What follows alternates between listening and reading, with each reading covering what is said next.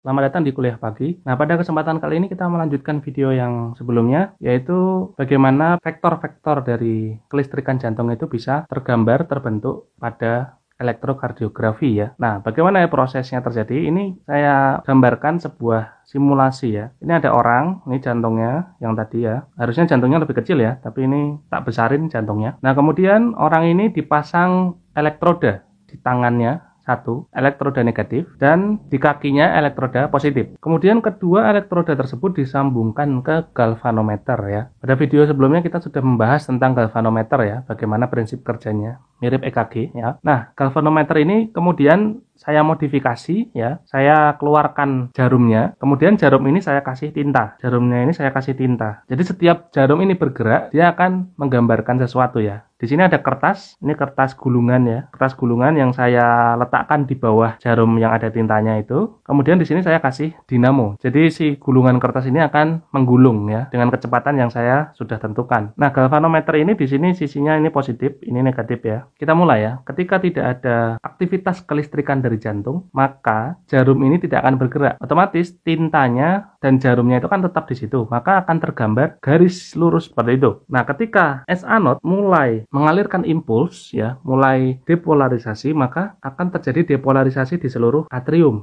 dengan arah ya.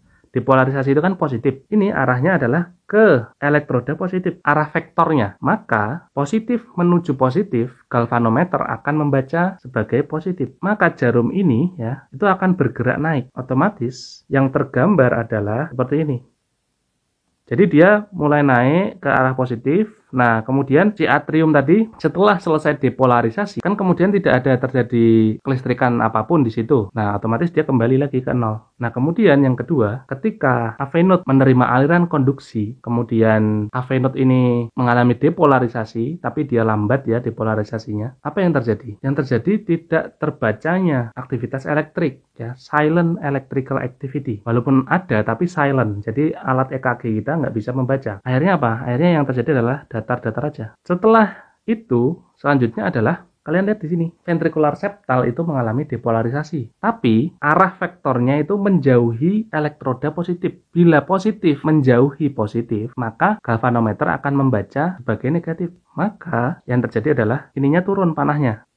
Nah, kemudian selanjutnya adalah terjadi depolarisasi yang cepat ya, yang sangat-sangat cepat dan besar ya, arus positif menuju ke elektroda positif. Artinya galvanometer membaca sebagai positif, maka jarum ini akan bergerak ke atas. Maka yang terbaca di kertas itu akan seperti ini. Nah, kemudian terjadi depolarisasi pada bagian basal ventricle. Positif menjauhi positif. Maka yang terbentuk adalah si jarum ini akan ke arah negatif. Jarumnya turun ke bawah, yang tergambar di kertas jadinya turun.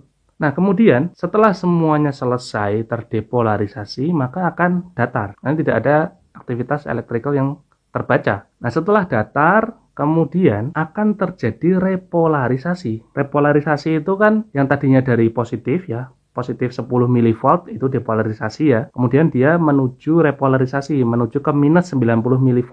Kembali ke resting membran potensialnya masing-masing ya. Nah, ketika mereka kembali, itu akan terbaca. Perlu diketahui, repolarisasi terjadi berawal dari outer layer. Jadi dari sini dulu, negatif, kembali negatif, negatif, nanti ke arah sana.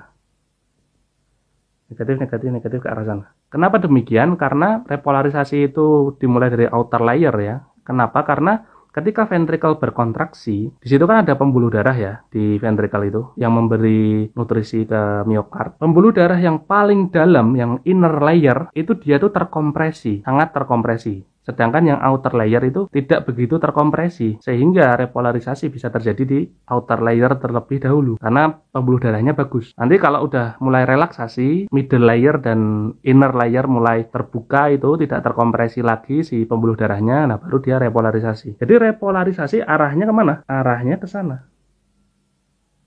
Ya kan? Repolarisasi itu negatif, ya, arus negatif. Maka negatif mendekati elektroda negatif akan terbaca si jarum ini akan ke arah positif. akan muncul pertanyaan, lalu repolarisasi dari atrium kemana? Kenapa tidak terbaca di sini? Nah, repolarisasi atrium tidak terbaca karena proses repolarisasi yang lambat itu tertutupi oleh kejadian depolarisasi pada ventricle. Jadi ketika repolarisasi dari atrium itu dimulai, itu bersamaan dengan kejadian depolarisasi pada ventricle, sehingga EKG itu tidak membaca repolarisasi yang terjadi di atrium, membacanya ini karena vektornya ini lebih besar, ya kan? Di sini kita beri nama masing-masing gelombang ini. Ini adalah gelombang P, ini Q, R, S, dan ini T. Kemudian ini ST segmen ya. Ini segmen ST, kemudian ini interval PR, seperti itu. Jadi seperti inilah konsep EKG ya. Kita akan lanjutkan di video yang selanjutnya ya. Kalau ada pertanyaan silahkan komen di bawah. Kalau ada koreksi silahkan di komen. Jangan lupa like, share, and subscribe. Terima kasih. Selamat pagi.